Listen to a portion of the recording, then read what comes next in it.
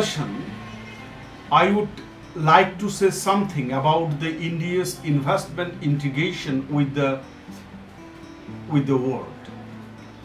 You know, each and every country should have some foreign capital, or in other words, investment is required for the development of a country. Recently, you have some information that the Japanese economy has increased their interest rate from 0 to near about 2%. And for a long time in Japan there was a 0% interest rate, and that the reason behind this is the foreign currency reserve, and they are acquiring foreign currency through this strategy. So if a country is try to invest in the productive sectors, they should have money, and that is, in one sense, they should have savings. So savings should be converted into investment, and that conversion is done in a market. That market is called the capital market. So you know, the capital market is a market where the savings is converted into the investment.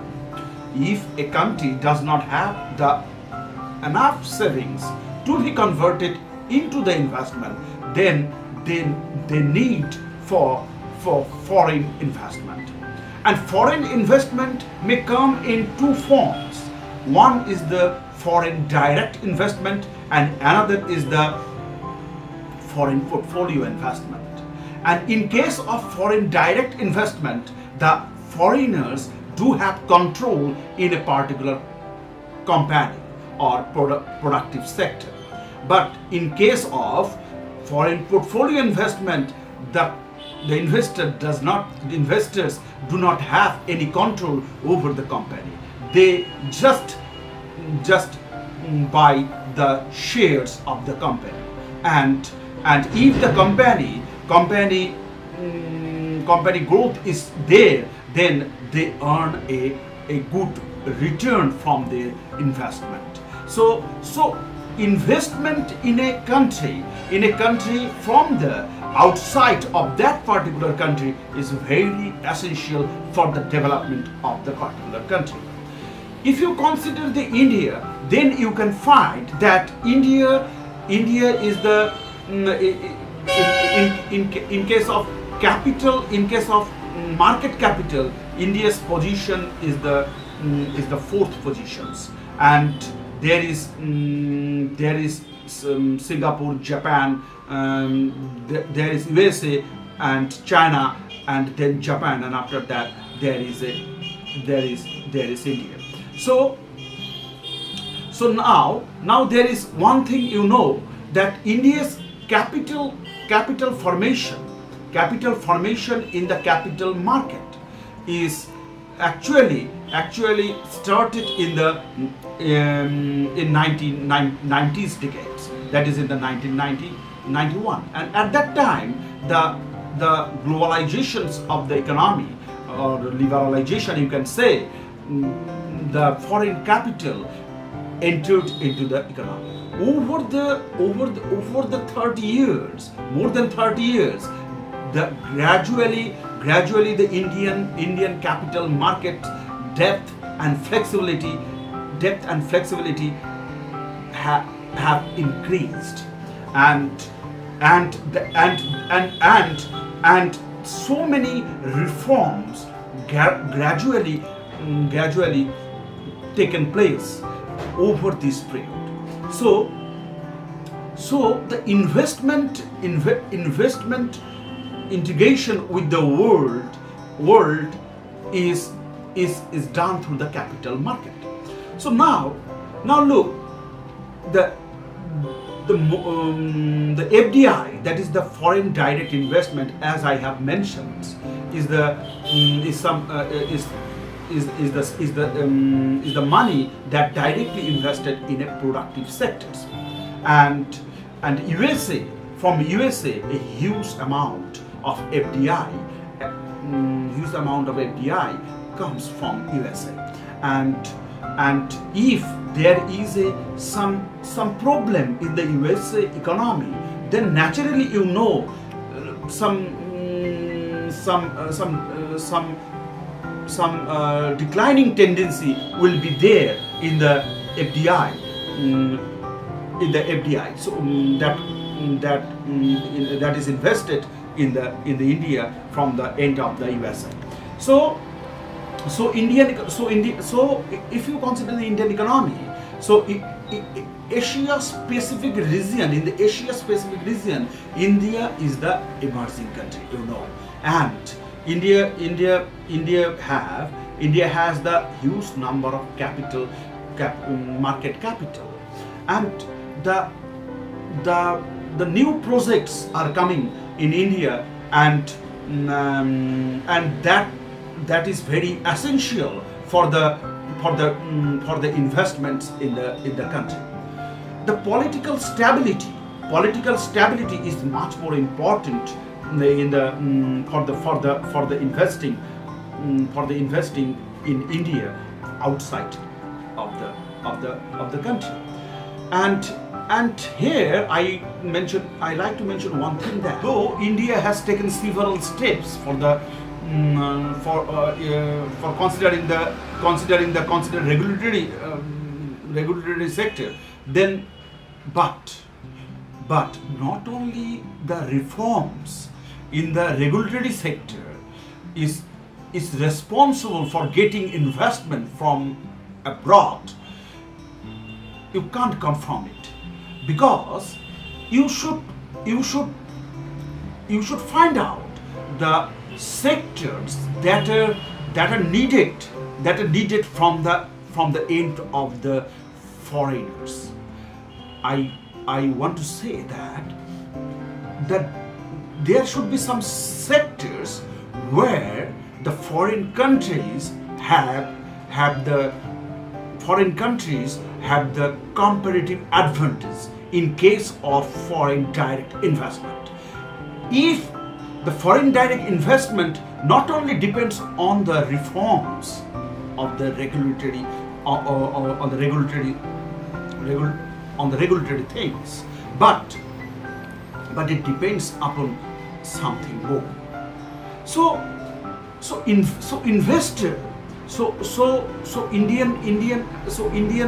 policymakers and the government also think about this matter. Now, recently we have an information that IMF said that the India will be a third largest economy in the world, and by 2027, and it is because of the investmental scenario of the Indian economy. And you can have the projects that have some commercial appeal in the Indian economy, and here I mention one thing, that Indian economy is growing, and as far as the purchasing power parity, India now is the third largest economy, and in case of producing trucks and tractors and three-wheelers, India is the largest economy of the world. And in case of domestic aviation, India is the third largest position. And in case of railway infrastructure, India is the fourth largest position. In case of consumptions of oil and LPG, it is also the third position. And in case of medical facility, it has the second position. And in case of tourism, if you consider the tourism, it is also have some positions in the world. And the India has made vaccines and provided the world, and it has some positive signal to the world. The India's medical structure is much more investment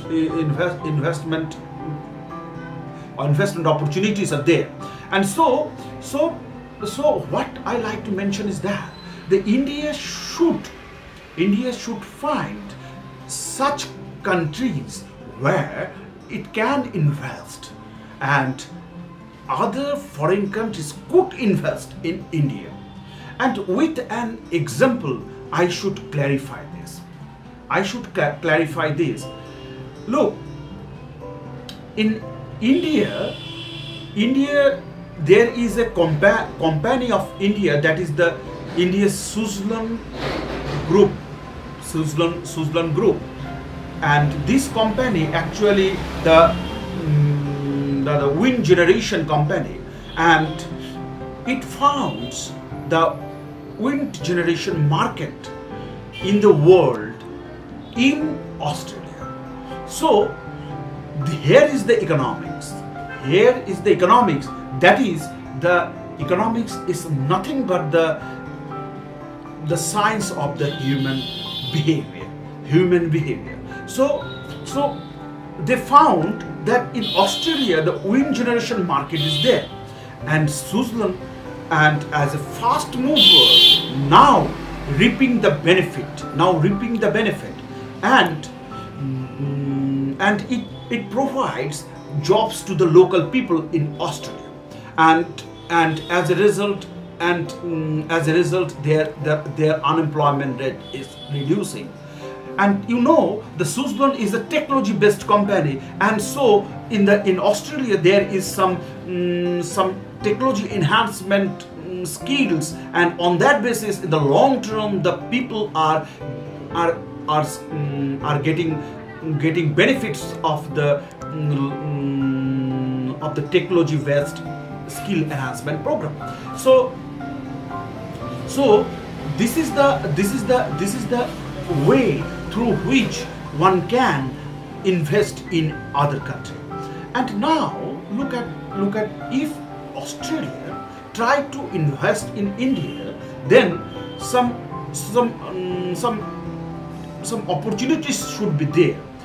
Otherwise, the Australia will not come in India and invest their money in terms of FDI or FPI, foreign portfolio investment.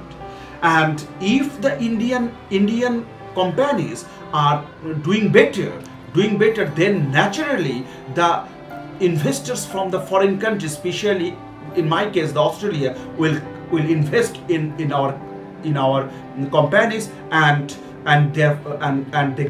they get the funds. And if India is the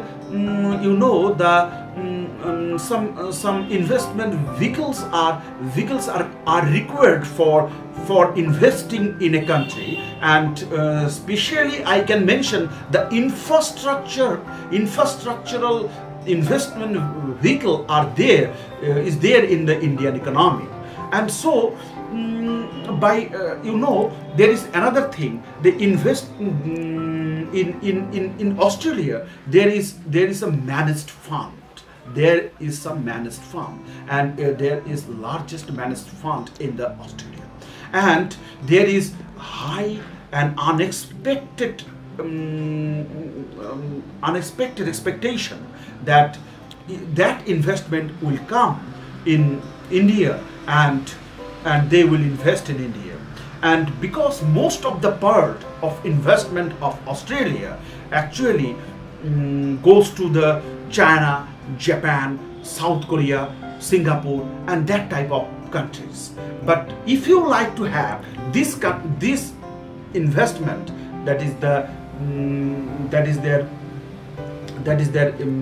investment managed fund comes in India, then they should have the understanding about the Indian economy.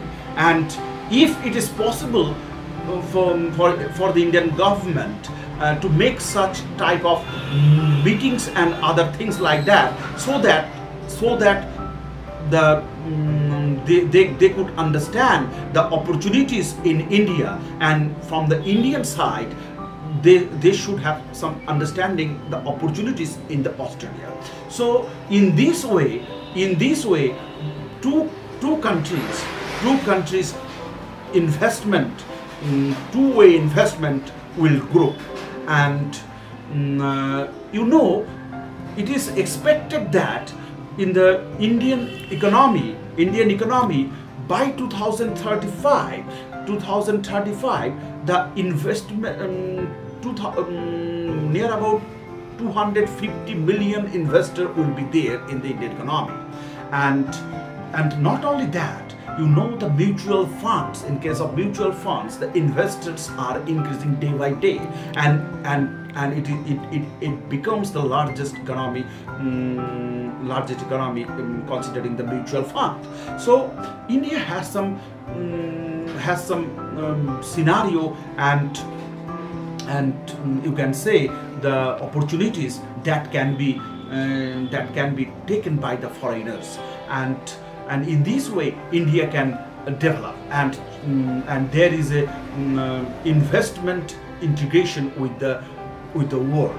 And the investment from the as you can say the Australia export, if you consider, if you like to have some FDI or API, then there must have some bilateral relation. There should be some trade, and there is an increasing tendency of trade in India, if you consider the Australia from the bilateral position. And it means that from the Australian end, the export is increasing more than 10% to India, and from the Indian side, the export is increasing more than 8%. So in this way, the both countries are integrated, and it is expected that the way the Australia relation is materializing. India and Australia signed economic trade and economic cooperation and trade agreement, and they expected that by 2030 by 2030 their investment would be, the bilateral trade would be $100 billion, and by the 2 years, recently the relation between the two countries is in the peak,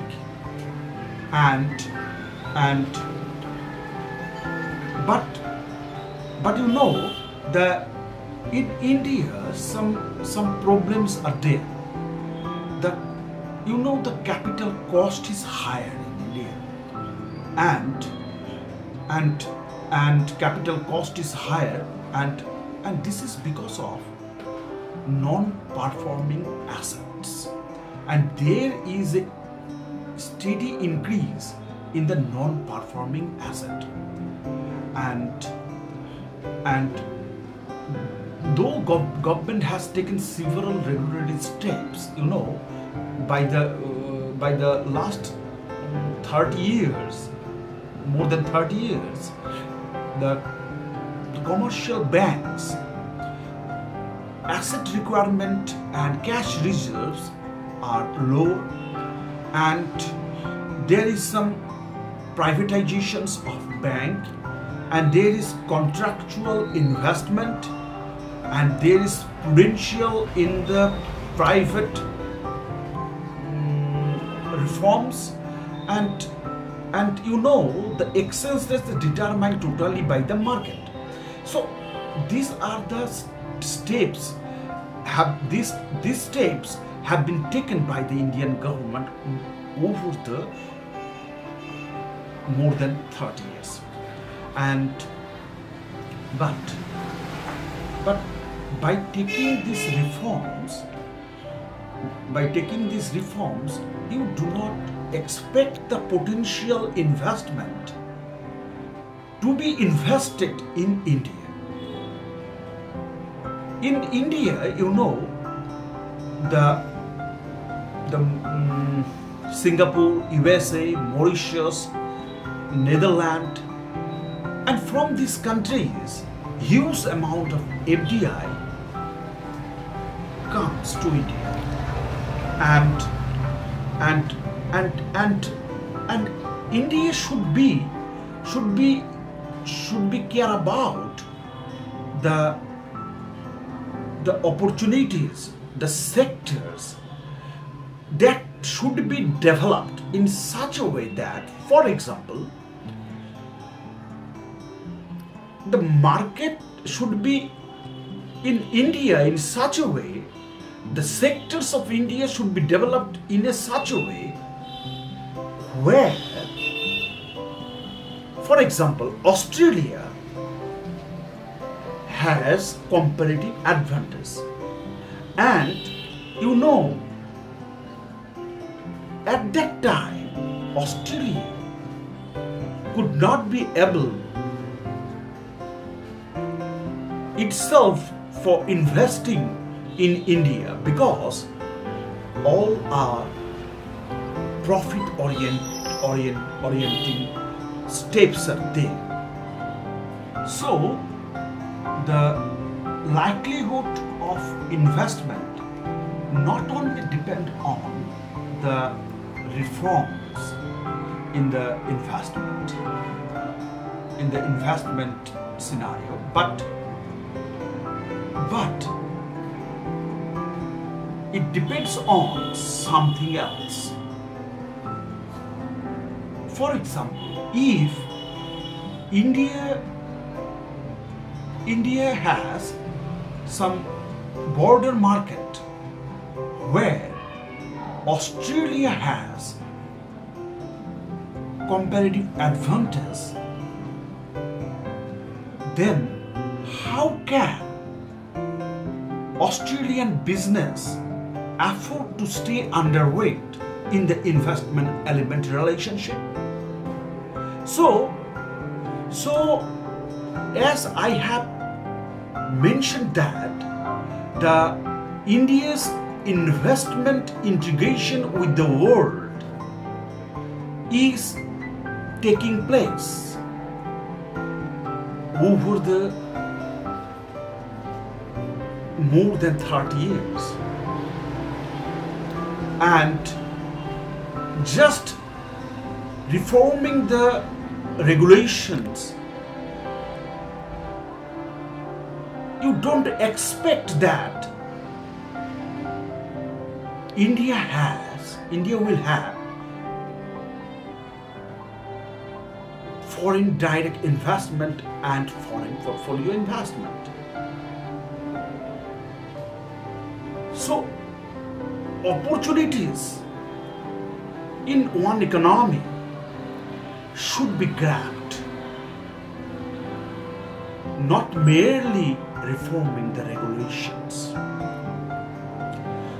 You know, in Asia Pacific, India is nearly grabbed. India nearly grabs more than $75 billion out of $250 billion. So the opportunities, the situations are in India, and we should be much more sophisticated and much more focused, and we should capture the opportunities, and you know, the unexpected expectation, over expectation will not will not give much more. We should take the opportunity from the abroad, and we should not,